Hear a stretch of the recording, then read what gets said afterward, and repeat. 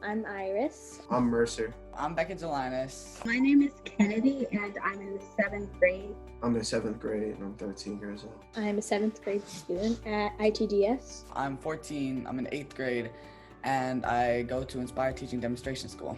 I'm Allison. I'm Iris's mom. My name is Rick Gelinas. I'm Beckett's dad. My name is Aaron Williams. I am Kennedy's dad. I'm Nicole Neighbors Jackson. I'm Mercer's mom.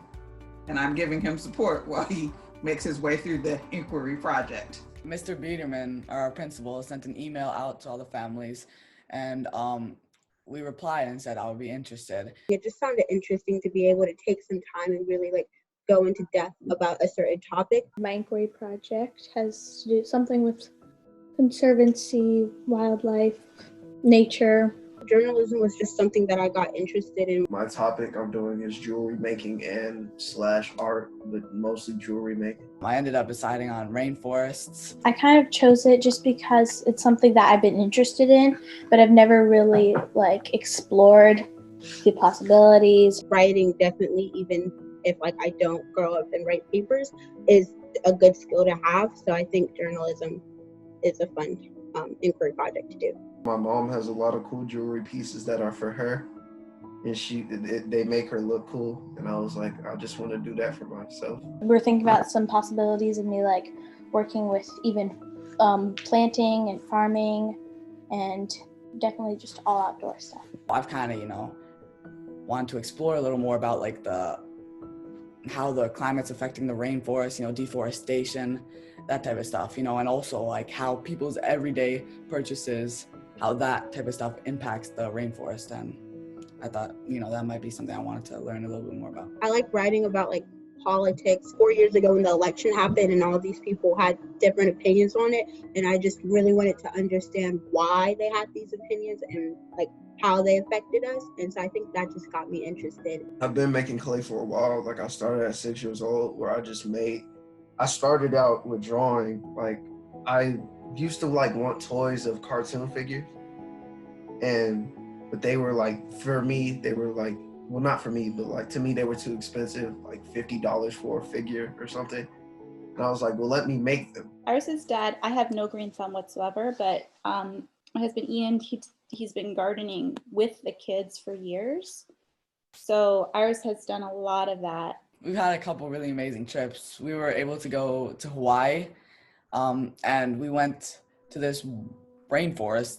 What was a rainforest park area, and I was really captivated by all the different trees and all the flowers and all that stuff. Really, his artistic desires were really quenched by my mom, and Mercer's the youngest member of her art group when he goes to visit. Iris's dad and I were both really excited that she gets to pilot this program. When Mr. Biederman reached out to us, we're like, yep, that sounds right up Iris's alley, right up our alley.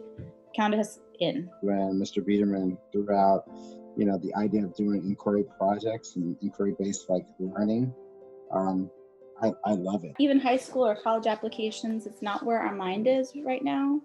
We just want to see Iris explore stuff as early as possible. Since there are things that Mercer already shows an interest in, like art and jewelry making, it seemed like it might be fun to go deep on those areas. She's never had an experience like this. I was excited for him, and so I think I probably pushed him a little bit. Yeah, you did, definitely. I'd be like, this would be a really good idea. Yeah. Right? Yeah, definitely. This is an opportunity that, I'm happy that she has. I think it's a great project. I think, any expansion of opportunity that he can be provided with is important. It's just neat to look into something that you love. I was really interested for Beckett because I wanted him to be able to kind of follow his interests. And particularly since we're in this virtual environment, right? It gives him an opportunity to interact with people he might not otherwise interact with, whether it's through the mentorship part of the inquiry project or just by doing interviews with other artists and jewelry makers. So going back to that, again, exposing kids to as much as possible and having them kind of decide on what they want and their interests. Some self-determination instead of things being foisted upon you that you otherwise don't want to do. One of the things that our family really loves about inspired teaching is, student-directed inquiry. We love the mentorship idea, just her being able to connect with somebody who is doing work professionally that's outside of a school setting. I'm looking forward to, meet new people, especially, experts like my dad said.